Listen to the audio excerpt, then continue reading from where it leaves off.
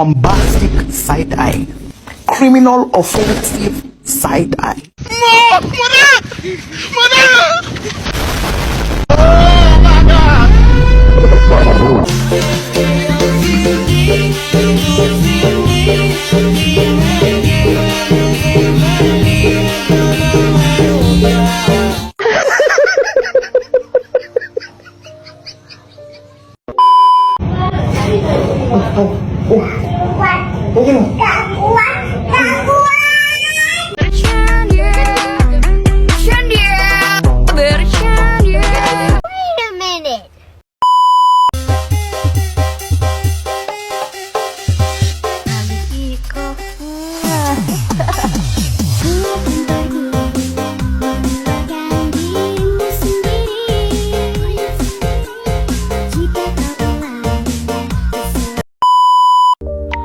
Assalamualaikum, kami kelompok 1 akan mempresentasikan tugas kelompok kami. Kabinet Natsir Masyumi. Kabinet pertama yang dibentuk setelah pembubaran Negara Republik Indonesia Serikat dan kembali menjadi Negara Kesatuan Republik Indonesia. Kabinet ini bertugas sejak tanggal 6 September 1950 hingga 20 Maret 1951. Pembentukan Kabinet Natsir. Kabinet pertama yang dibentuk setelah pembubaran Negara Republik Indonesia Serikat dan kembali menjadi Negara Kesatuan Republik Indonesia. Kabinet ini bertugas sejak tanggal 6 September 1950 hingga 20 Maret 1951. Dalam kabinet ini, PNI tidak mendapatkan jatah jabatan selama sekali. Yang paling banyak adalah dari orang-orang partai Masyumi, meskipun di dalam kabinet terdapat juga orang-orang non-partai. Keinginan PNI mendapatkan materi dalam negeri kemudian tidak terlaksana karena pos materi dalam negeri diisi oleh orang Masyumi, dan inilah yang menimbulkan konflik karena PNI beranggapan bahwa yang dilakukan ini tidak adil karena Perdana Menteri sudah berasal dari Masyumi. Susunan Kabinet. 1. Perdana Menteri Muhammad Natsir, Partai Politik Masyumi, Wakil Partai Politik Hamengkubuwono IX non-partai. Menteri Dalam Negeri Asad, Partai Politik non-partai. 3. Menteri Luar Negeri Muhammad Roem, Partai Politik Masyumi.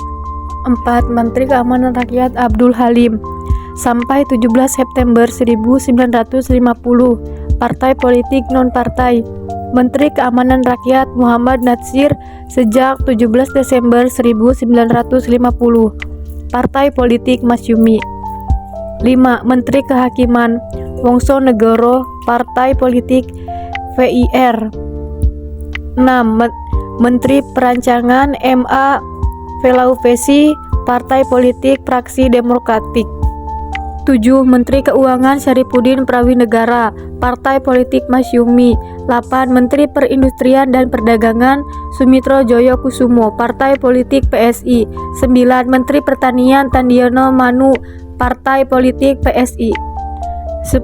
Menteri Pekerjaan Umum dan Rekomendasi Herman Jones, Partai Politik VIR. 11. Menteri Sosial FS Hardiadi, Partai Politik Partai Katolik. 12. Menteri Perhubungan Juanda Kartawijaya, Partai Politik non-partai. 13. Menteri Kesehatan Johannes Lemina, Partai Politik Parkindo. 14. Menteri Agama Wahid Hasyim, Partai Politik Masyumi. 15. Menteri Tenaga Kerja Panji Suroso, Partai Politik Parindra. 16. Menteri Pendidikan dan Kebudayaan Bander Johan, Partai Politik non-partai. 17.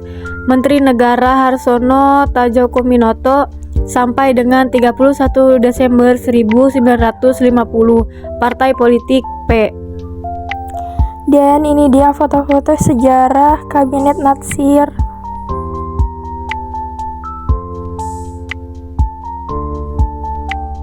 Program Kabinet. 1. Mempersiapkan dan menyelenggarakan pemilihan umum untuk Dewan Konstituante dalam waktu yang singkat. 2. Mencapai konsolidasi dan menyempurnakan susunan pemerintahan setia membentuk peralatan negara yang bulat berdasarkan pasal 146 di dalam Undang-Undang Dasar Sementara 1950. 3. Meningkatkan berbagai usaha untuk mencapai keamanan dan ketentraman. 4. Mengembangkan dan memperkokoh kekuatan perekonomian rakyat sebagai dasar bagi pelaksanaan kegiatan perekonomian nasional yang sehat serta melaksanakan keragaman dan kesamaan hak antara buruh dan majikan.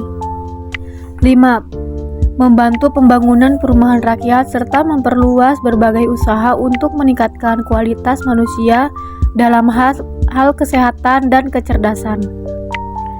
6. Memperjuangkan dan mengusahakan penyelesaian masalah perebutan wilayah Irian Barat dalam waktu yang singkat. Pencapaian Kabinet Natsir. Keberhasilan yang dicapai yang menonjol diantaranya adalah di bidang ekonomi, yang di situ ada Sumitro Plan yang berhasil mengubah ekonomi yang pada awalnya adalah ekonomi kolonial menjadi ekonomi nasional.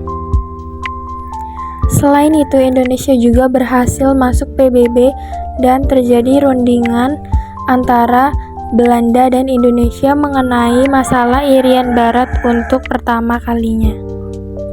Meski memiliki beberapa keberhasilan, namun program kerja Kabinet Natsir bukan tanpa kendala atau masalah. Runtuh dan berakhirnya kekuasaan Kabinet Natsir. Pada akhirnya, kekuasaan Kabinet Natsir ini pun juga mengalami kemunduran yang pada akhirnya membawa kepada keruntuhan kekuasaan.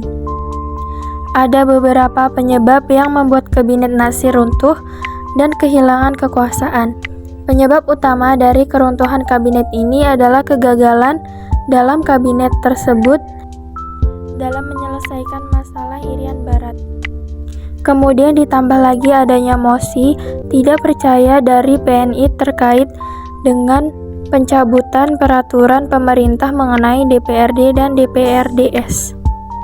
Peraturan pemerintah tersebut dianggap PNI dianggap terlalu menguntungkan Masyumi dan mosi dari PNI ini pun diterima oleh parlemen sehingga Natsir harus mengembalikan mandatnya kepada presiden.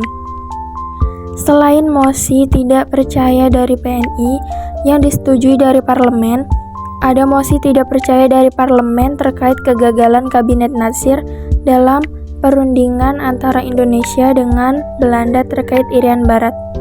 Tekanan yang bertubi-tubi ini kemudian sampai pada puncaknya, yaitu kejatuhan Kabinet Natsir pada tanggal 21 Maret 1951, dan kemudian Natsir pun mengembalikan mandatnya kepada Presiden Soekarno.